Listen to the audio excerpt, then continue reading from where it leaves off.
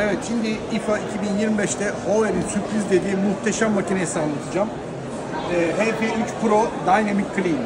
Harika bir haznesi var içerisinde. Buraya bastığınızda hazne çalışıyor ve buradaki pislikleri hemen alta boşaltıyor.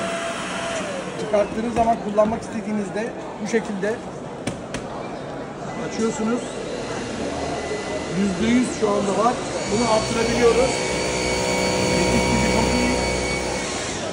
Gerçekten bahsettikleri kadar var. Kullanımı çok pratik. Standını koyduktan sonra kendisi otomatik olarak bütün pisliği boşaltıyor. İnşallah Türkiye'ye gelir, herkes bu ürünü satın alabilir ve sahip olabilir.